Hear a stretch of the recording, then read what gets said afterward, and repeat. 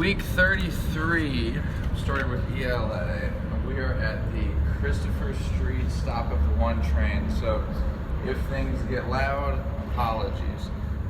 We'll just start from the top, so everyone is now finished their due now. 1, 2, 3, eyes on me. 1, 2, eyes on you. You may need to try that again.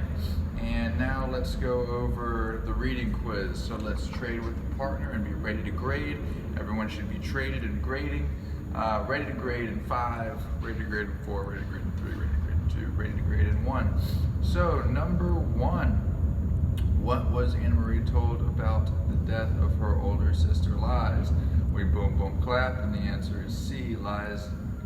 Lisa, I've been told is the correct pronunciation, died when she was hit by a car.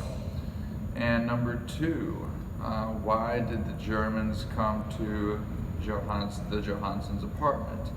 And the correct answer, we boom boom clap and we get to C. The Rosens were missing. The Germans knew the Rosens were friends of the Johanssons.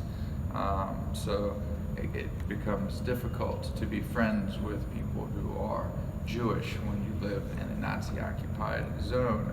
Number 3, what did Mr. Johansson do to convince the soldiers that Alan was a part of the Johansson family? Correct answer is A. Mr. Johansson ripped photos from an album to show that Lisa had dark hair like Ellen. Yeah, and that might have been confusing, but this can be true sometimes, that people have dark hair when they're first born and then it becomes blonde. And the opposite can be true also. My dad had blonde hair until he was like 15, and then it began to darken. And number 4, the German soldiers disrespected the Johanssons in all the following ways, except they did not shove Kirsty to the ground. And that's one that should not have been tricky. If you chose that one, then I have to assume that you have not been reading. Now return these to your partner, and let's trade and be ready to grade. And let's trade back to our graders. And turn to the next page. The word of the day is tentatively. The word of the day is tentatively. Let's have someone read the first example sentence. Very good. And the next example sentence. So which of the following is most likely the definition based on the example sentence? Doing something tentatively is doing it without confidence, uncertainty, or hesitancy. So something that's what's something that you do tentatively? Okay, I'll give you an example. I went ice fishing for the first time this year, and when I was walking out into the middle of this frozen pond, I did so tentatively. I wasn't sure about it. I put one foot down and kind of tested the water, quite literally, and put the next foot down. So A is correct. What is the part of speech for the word?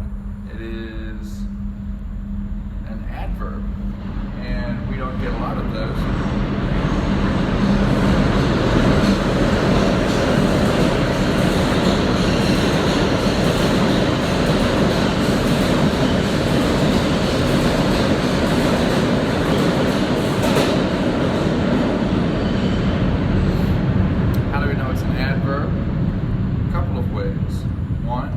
Because it describes an action, of course.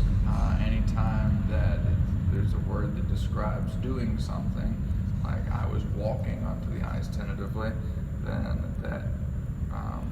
that's an adverb.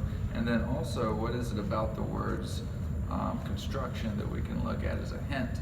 And the LOI at the end tells us that it's probably an adverb. What's the connotation of the word? Is it positive, negative, neutral? So if you put negative, we like that. We think that's a good answer because we want to operate our lives with confidence, right? We want to be able to just walk out onto the ice without having to worry about things. So doing so tentatively is doing it with a little bit of a negative draw. But then again, also, sometimes it's important that we should be tentative. So it could also be neutral. You could say, I think either one of those works. Now, let's turn to the next page and let's read our directions. Have someone read. Go ahead, Andrew. And he says, in your groups, answer each question using 3 to 4 pieces of evidence from this chapter and or other chapters to fully explain your answer. Good, Andrew. So we will we'll do this as a class, and we'll do this by first turning to page 43. Go ahead in your books now.